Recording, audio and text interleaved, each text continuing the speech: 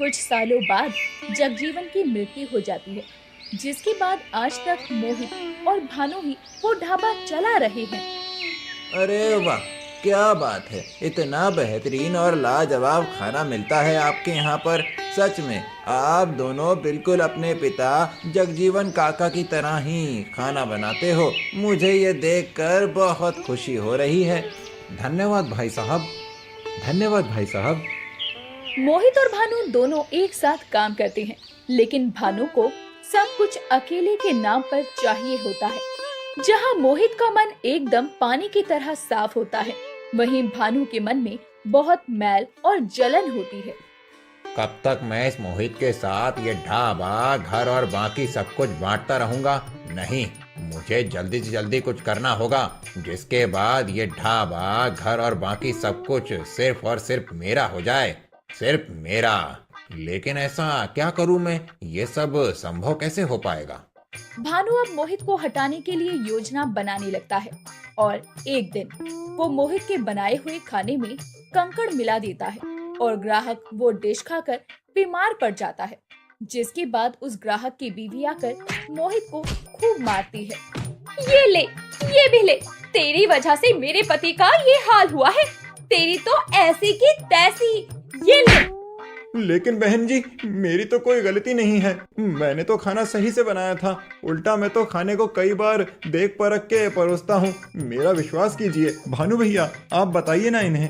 चुप रहो तुम मोहित। तुम इतने लापरवाह और गैर जिम्मेदार कैसे हो सकते हो? ये ढाबा कितने सालों से हमारे बाबूजी ने चलाया है और अब इसकी इज्जत हमारे हाथों में है। उसी को तुम अपनी लापरवाही के चलते मिट्टी में मिलाना चाह रहे हो। उस ग्राहक को तुम ही ने तो खाना परोसा था ना, जिसमें कंकड़ थे। क्या? लेकिन भानु भैया।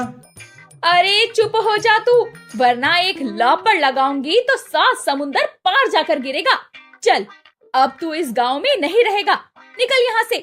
तेरा भैया ही ये ढाबा संभालेगा अभी, क्योंकि तेरे भैया और तुझ में जमीन आसमान का फर्क है।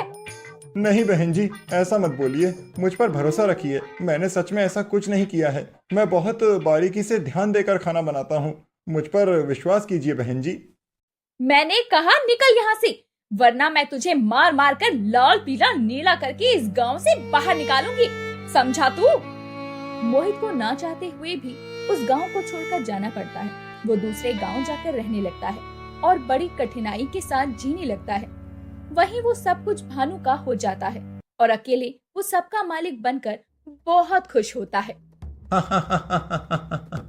बेचारा मोहित, मेरा छोटा भाई। अब मैं अकेले इस ढाबे को चलाऊंगा और सारा पैसा मेरा होगा, सारी तारीफ मेरी होगी, सब कुछ सिर्फ और सिर्फ मेरा होगा। मुझे कुछ भी किसी के साथ बांटना नहीं पड़ेगा। यहाँ भानु ये चाल चलकर बहुत खुश होता है, तो वहीं वहाँ पर मोहित के लिए जीवन में संघर्ष बढ़ जाता है। वो जगह जगह जाकर नौकरी ढूंढता है, लेकिन उसे कहीं भी नौकरी नहीं मिलती। हे भगवान, अब मैं क्या करूं? मेरे पास जितने पैसे थे वो सब खत्म होने को आए हैं। मैं अब बिना पैसों के कैसे रहूंगा? मुझे नौकरी भी नहीं मिल रही कहीं भी। मोहित बहुत परेशान हो जाता है, लेकिन वो थक हार कर यूं ही चुप नहीं बैठता। वो फिर भी नौकरी ढूंढना जारी रखता है और कुछ दिनों बाद उसे एक कपड़ा मिल में नौकरी मिल जाती है। भगवान जी, आपका लाख लाख धन्यवाद। मेरे साथ सही हुआ या गलत, अब मैं ये सब नहीं सोचने वाला। वो मेरा अतीत था और अब मैं उसे पीछे छोड़कर अपने जीवन में आगे बढ़ूंगा और अब एक नई शुरुआत करूंगा। मोहित अब उस मिल में काम करने लगता है और महीने भर में अच्छे खासे पैसे कमाने लगता है। वहीं भानु भी गांव में अकेले ढाबे को चलाते हुए ठीक ठाक पैसे कमाने लगता है, लेकिन उसके खाने के स्वाद में वो बात नहीं होती जो कि मोहित के खाने के स्वाद में थी। इसीलिए ग्राहक उससे कहते हैं, भानु भाई, आपके हाथ के राजमा चावल से बढ़िया तो मोहित भाई के हाथ के थे। मानता हूँ कि उनसे गलती हुई और इसीलिए उन्हें गांव से निकाला गया, लेकिन वो वाकई में एक बहुत ही अच्छे आदमी थे और खाना भी बहुत मजेदार और लाजवाब बनाते थे। उनके हाथों में एक अलग सा ही जादू था।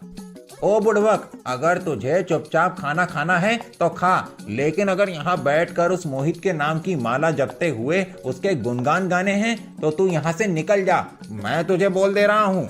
हाँ हाँ, नहीं खाना मुझे यहाँ का खाना। अब आपके हाथ का खाना बना काफी बेस्वाद है। रखो ये फीकी दाल और ये कच्चे पराठे अपने पास ही। हाँ।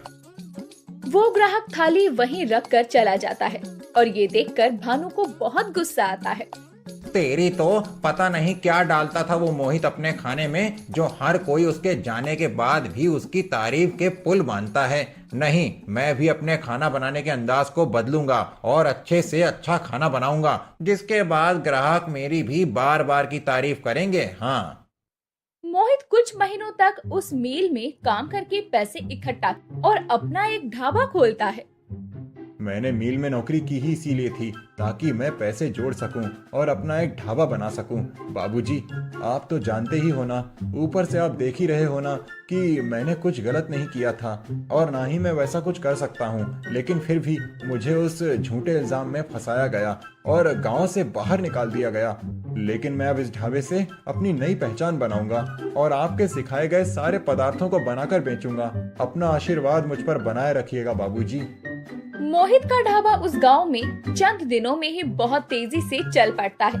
ग्राहकों को उसके हाथों का खाना बहुत पसंद आता है और सभी बड़े चाव से खाते हैं और भर भर के मोहित की प्रशंसा करते हैं। ओए होए होए, ओ मोहित परा, इतने स्वादिष्ट और शानदार छोले भटूरे बनाए हैं तूने कि मैनू की दस्सा तैनू। ओए, तूने तो मारा दिल खुश कर देता। ओए बल्ले बल्ले, शावा शावा। धन्यवाद मनप्रीत भाई, ये लो तुम्हारी लस्सी एकदम पंजाबी स्टाइल में बनाई है, पीकर दिन बन जाएगा। ओए सच में यारा, तेरे हाथ में साक्षात मां अन्नपूर्णा का वास है, इसीलिए तू इतनी बढ़िया बढ़िया डिशेस बना लेता है। हाँ मनप्रीत भाई, शायद मुझे भी यही लगता है। सारी की सारी मां अन्नपूर्णा मैया की ही कृपा दृष्टि है। मोहित का ढाबा उस गांव में बहुत प्रसिद्ध हो जाता है और अब उसके ढाबे पर दिन रात ग्राहकों की भीड़ जमी हुई रहने लगती है। एक दिन भानु उस गांव में कुछ सामान खरीदने जाता है। तभी उसे मोहित की बढ़ती तरक्की के बारे में पता चलता है, जिससे भानु की जलन और ज्यादा बढ़ जाती है। ये कैसे हो सकता है? ये मोहित, ये इस गांव में आकर इसने अपना ढाबा खोल लिया। इसकी तो किस्मत ही चमक गई और वहाँ मैंने इसे धोखे से निकाला और मेरी किस्मत फूट गई। नहीं, मैं पीछे और मोहित आगे। ये नहीं हो सकता, हरगिज़ नहीं हो सकता। मैं मोहित को आगे जाने ही नहीं दूंगा। वो मुझसे आगे जाने के लिए बना ही नहीं है। मोहित, अब तू देख कैसे मैं तेरी तरक्की के रास्ते का रोड़ा बनता हूँ। भानु अब भेष बदलकर एक बाबा बनता है और मोहित के ढाबे पर जाता है और उसे प्रसाद देता है। अरे बाबूजी आप? हाँ बेटा, ये ले प्रसाद खा, माता रानी तेरा भला करे। आपका बहुत बहुत धन्यवाद बाबूजी।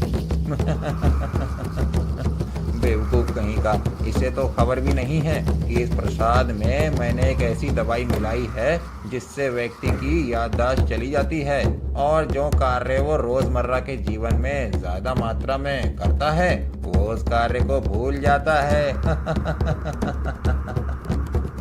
भानु वहाँ से चला जाता है। उस मिलावटी प्रसाद का असर अब मोहित पर होने लगता है। थोड़ी देर बाद जब वो ढाबे में कचौरियाँ बनाने जाता है, तभी उसे समझ नहीं आता कि वो कैसे बनाए। ये क्या हो रहा है? मुझे कुछ याद क्यों नहीं आ रहा? मैं कचौरियाँ बनाना कैसे भूल सकता हूँ? मेरे सर में अचानक ये दर्द क्यों हो रहा है? ये क्या हो रहा है मेरे साथ? मोहित धीरे धीरे अब सब कुछ भूलने लगता है और वो अब बहुत ज्यादा घबरा जाता है, क्योंकि उसे अब कुछ समझ में नहीं आता कि वो क्या और कैसे बनाए। इसीलिए अपने जीवन से थक हार कर वो उस गांव के तालाब के पास जाकर जान देने जाता है। लेकिन तभी वहाँ तालाब में से जल देवता बाहर निकलते हैं और वो उसे रोकते हैं। रुक जाओ, आप कौन हो और इस तालाब में से कैसे बाहर निकले आप? मैं जल देवता हूँ और मैं तुम्हारे साथ ये गलत होने नहीं दे सकता, क्योंकि मैं जानता हूँ कि तुम कितने अच्छे इंसान हो और इस दुनिया में तुम जैसे इंसानों की बहुत ज्यादा जरूरत है, इसीलिए तुम इतनी जल्दी नहीं मर सकते हो। लेकिन जल देवता मैं क्या करूं? जीकर कोई फायदा नहीं मेरा। मुझे कुछ याद नहीं है, मैं सब भूल चुका हूं जल देवता। मुझे सब बनाना आता था, लेकिन अब मैं कुछ नहीं बना पाता। मैं ऐसे कैसे जी सकता हूं? खाना नहीं बनाऊंगा तो ढाबा कैसे चलेगा? तुम्हें उसकी चिंता करने की कोई ज़रूरत नहीं है। ये लो, ये एक जादुई गरम मसाला है। इसे जब जब बर्तन में मिलाओगे और जिस पदार्थ का नाम लोगे, तब तब उस बर्तन में वो पदार्थ अपने आप तैयार हो जाएगा। क्या सच में?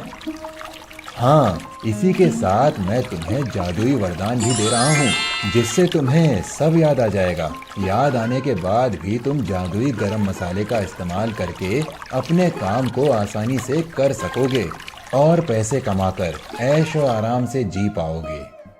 मोहित जल देवता द्वारा दिए गए उस जादुई गरम मसाले का इस्तेमाल करके अब ढाबे में खाना बेचने लगता है और फिर से उसकी खूब तरक्की होने लगती है। जब ये बात भानु को पता चलती है, तभी भानु फिर से मोहित के ढाबे में बाधा डालने आता है, लेकिन तभी मोहित उसे रंगे हाथों पकड़ लेता है। भैया, आपसे ये उम्मीद नहीं की थी मैंने कि आप ही मेरा बुरा चाहोगे। मुझे सब पता चल गया है। मेरे पास जादुई वरदान है, उससे सब कुछ याद आ चुका है मुझे, और मैं अब समझ भी चुका हूँ कि आपने ही शुरुआत से लेकर अभी तक मेरे साथ गलत किया है। क्या? ना नहीं मोहित, ऐसा कुछ नहीं है। ऐसा ही है भैया, और मैं अब आपको सजा दिलाकर रहूंगा। मोहित भानु को पकड़कर रखता है और थोड़ी देर में वहाँ पुलिस आ जाती है, जो भानु को गिरफ्तार करके ले जाती है। और फिर मोहित जादुई गरम मसाले के जरिए आराम से खाना तैयार करके लोगों को देता है और खूब नाम और पैसा